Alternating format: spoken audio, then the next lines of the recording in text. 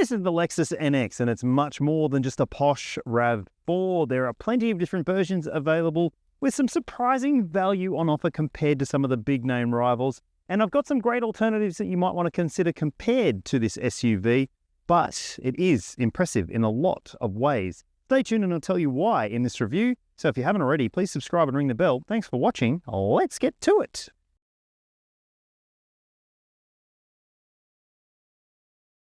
There are plenty of different options available in the Lexus NX lineup in Australia, and here's a brief overview of the range. So the entry-level version is called NX 250.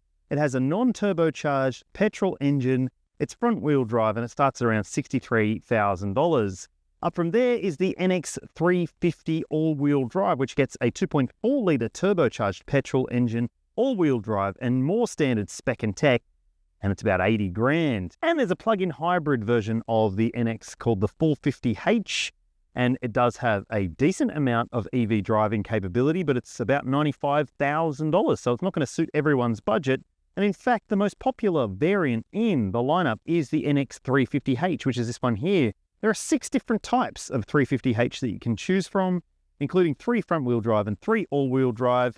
And this one here is the top-spec all-wheel drive sports luxury, and it gets plenty of great stuff inside and out. Now, all versions come with things like LED lights, decent alloy wheels, nice interior trim, a decent-sized touchscreen, and a digital display. But if you spend more, you get more, including in this sports luxury version, which comes with heated and cooled front seats. You've also got a big 14-inch touchscreen media system with Apple CarPlay and Android Auto.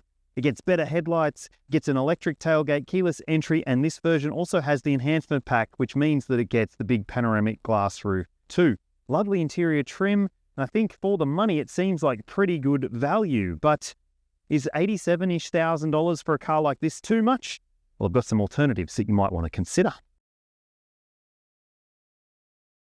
First off, if you're looking for a luxury SUV that isn't a Mercedes or a BMW or an Audi, then you better go and have a look at the Volvo XC60, because the XC60 might be getting old, but it is still a fantastic choice. It's super comfortable, super practical. It's got plenty of luxury finishes and features on the inside. It's got loads of safety tech too, and it seems like pretty good value for the money that's being asked. There are mild hybrid and plug-in hybrid versions available, and it really is a nice thing to drive and a great thing to live with as well.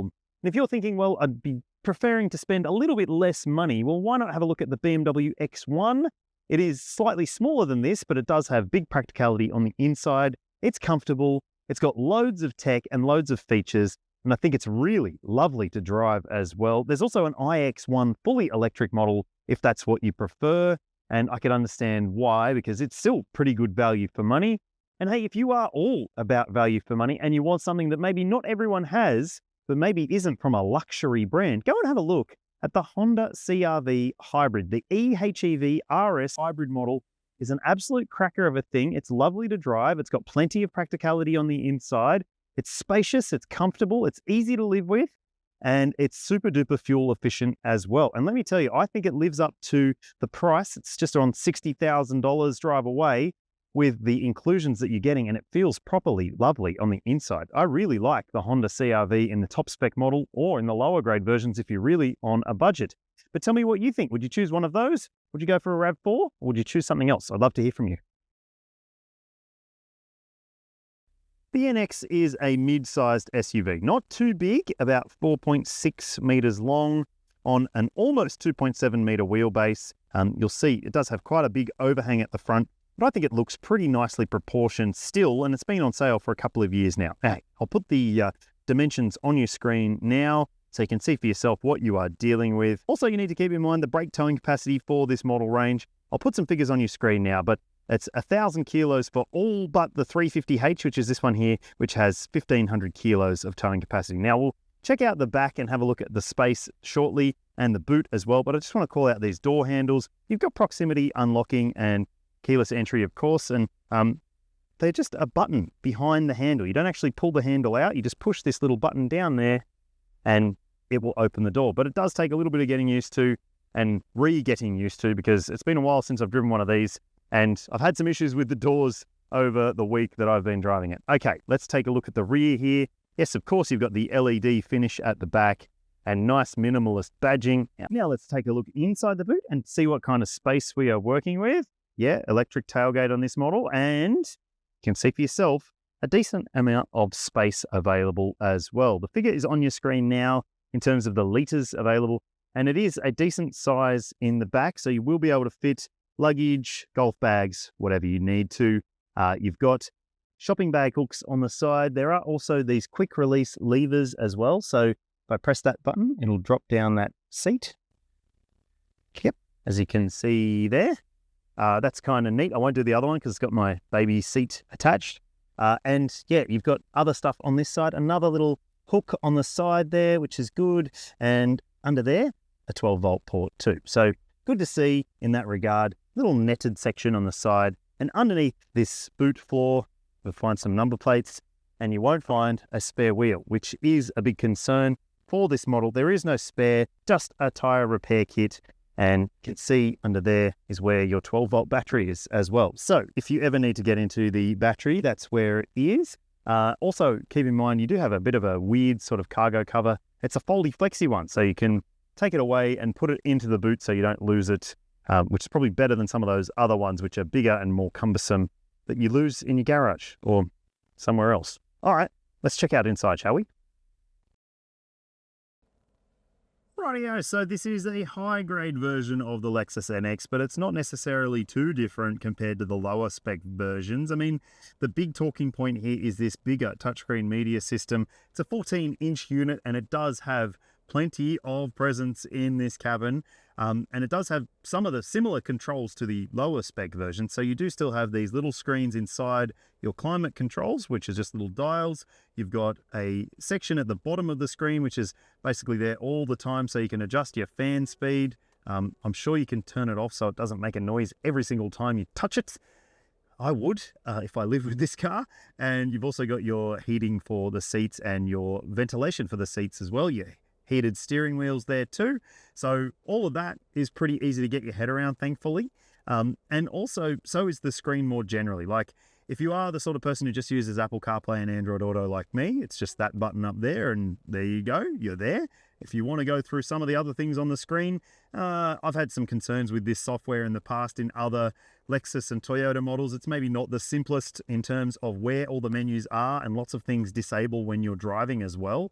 So that can take some frustration into your life and considerations, but it's got sat-nav built in as well. It's got online sat-nav, so it can get live map traffic updates as well. You've got an audio system here as well with the usual sort of stuff. You've got DAB radio, you've got AM, FM, as you can see here, and your Bluetooth, and obviously Apple CarPlay and Android Auto as well. And there's a button there that you can allow yourself to use some elements of the screen by just quickly jumping in there. So if you don't want the road sign system on, you can turn it off for, you know, your lane departure alert or any of these systems. You can quickly turn things off, turn off the noises. How about that? So there you go. I figured that bit out just like that. And that means that if I can, you will be able to too. So it is a bit strange in some ways, this screen, but I think that you do get used to it pretty quickly. And also there's this other screen in front of the driver. It's maybe not as impressive as in some other models. It's a small-ish 7-inch screen in there. And you can see there that you've got some info on the screen that allows you to see what you've been doing in terms of your drive experience. You've got also these controls on the steering wheel, which are semi-haptic. So you can see if I just run my thumb across there, they sort of move, and it's very easy to accidentally bump something. And I don't like that about this car. I just think that it really could be better with just standard buttons. They're the same over here. So you've got your cruise control buttons there. It's very easy to bump things.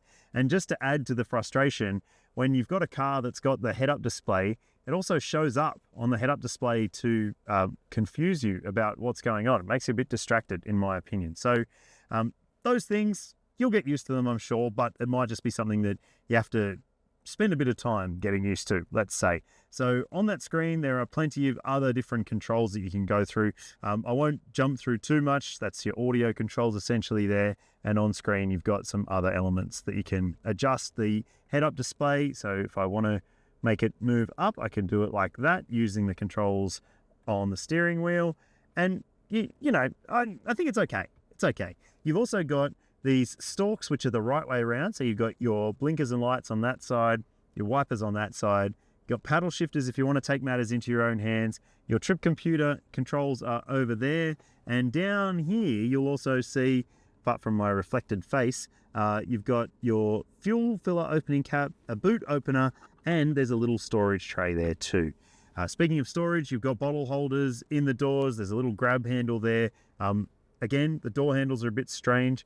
It's just a push to open, and yep, or you can pull them if you want to. So if they get stuck, you can pull them. So otherwise, they're electrically actuated. You've got some controls for the seats here. So you've got 3 memory settings for this high grade model.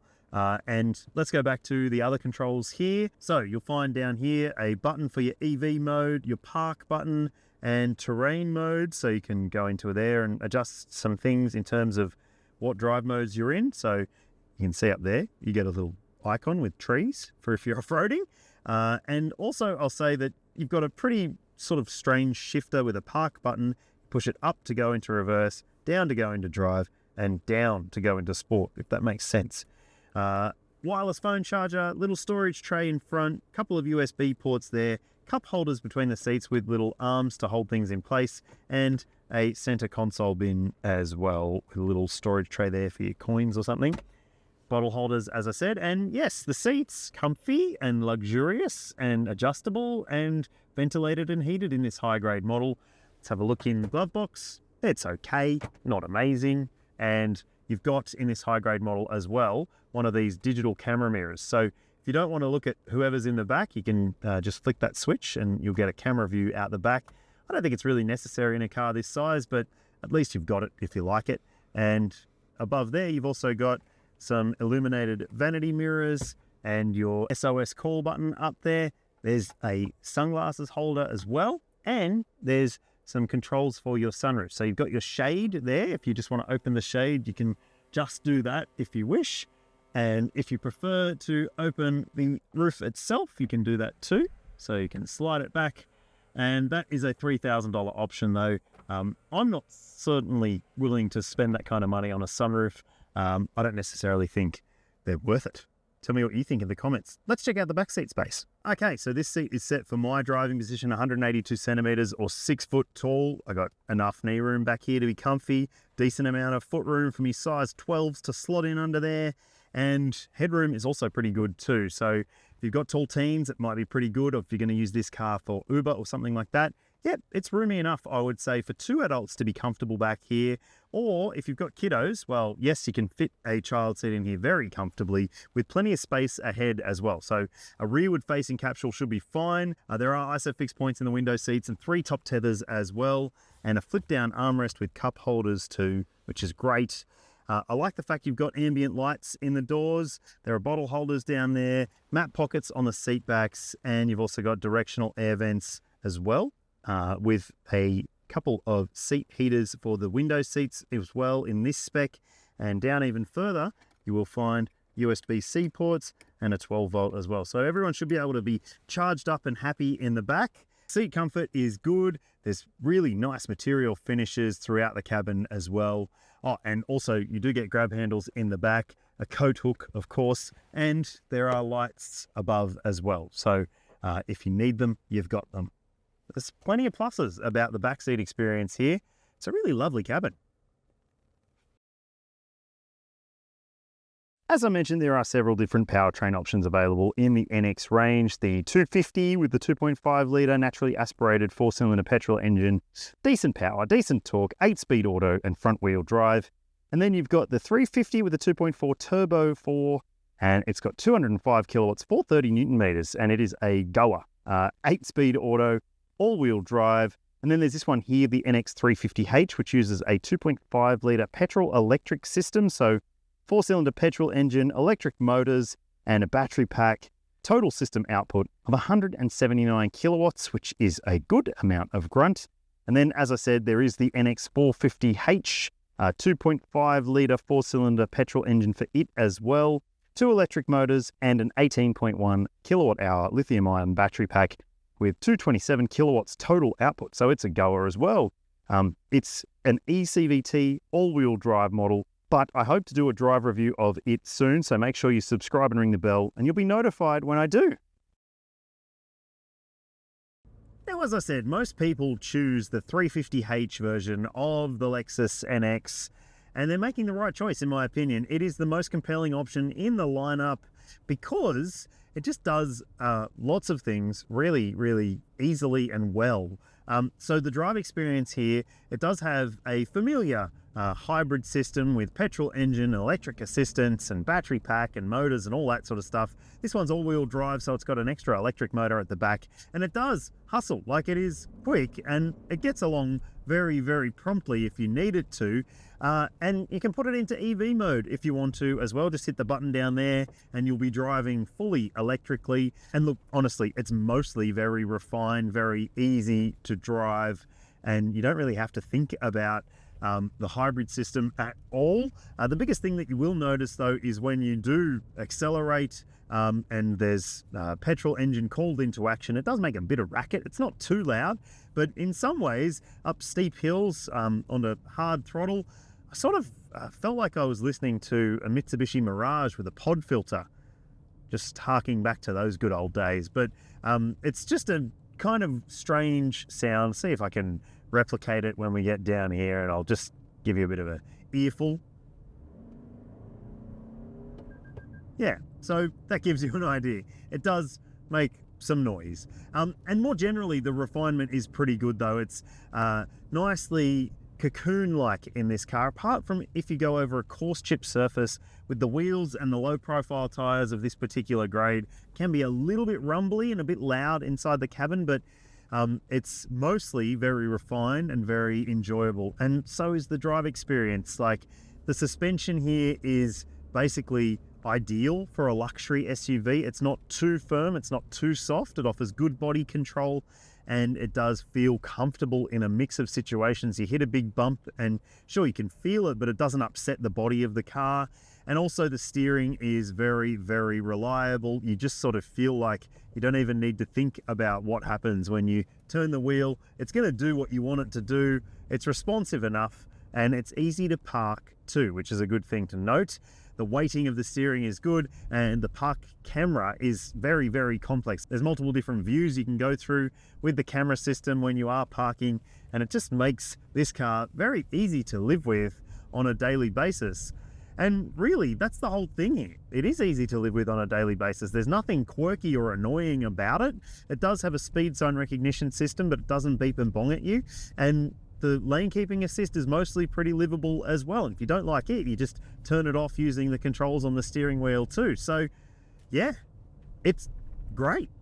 It's just a really nice thing to drive and live with.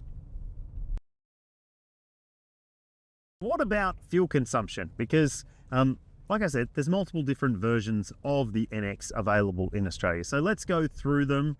The entry-level 250 model, you'll see the fuel consumption for it on your screen now, and it's an okay figure, not great.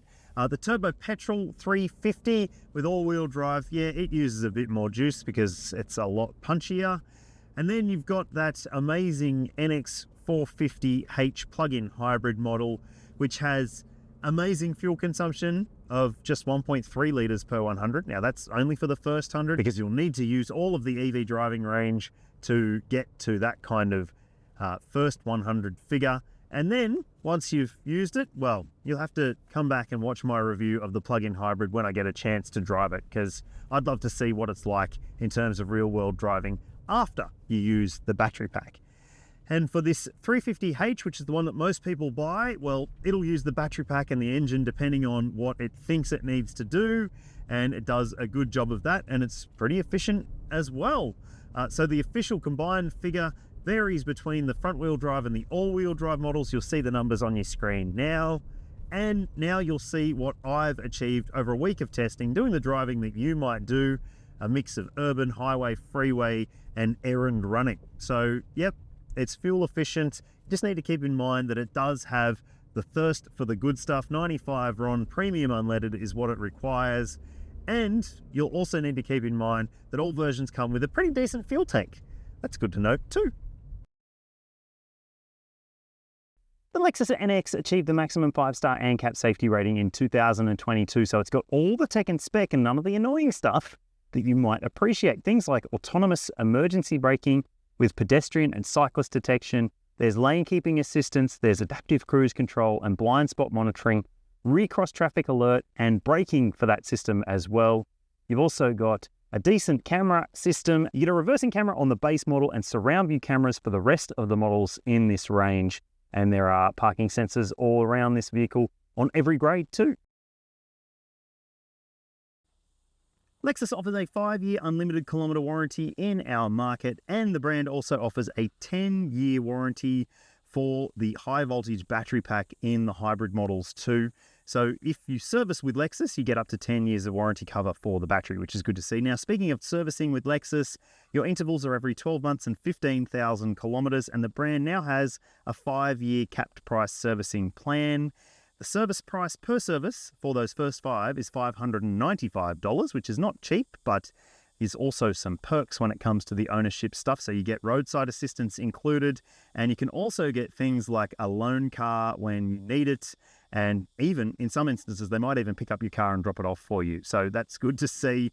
All of it stacks up pretty well. And Lexus does have one of the best reputations for ownership in Australia in terms of just ease of living with the car and ease of maintenance. So it could be a really good choice for you if you don't want to be fussed with fussing around with after-sales care. In my mind, the Lexus NX is a walk-up start for someone who wants a luxury SUV with plenty of spec and tech that doesn't annoy you. It is a really livable car and super duper fuel efficient for a vehicle like this too. So would you consider the 350h like I would? Or would you go for one of the other alternatives in the lineup or something else completely? I'd love to know your thoughts. If you own an NX of this generation, I'd love to hear your thoughts too. So please hit me up in the comments section. And if you haven't already, please subscribe and ring the bell. It does help a lot. Thank you for watching, and I'll see you when I see you.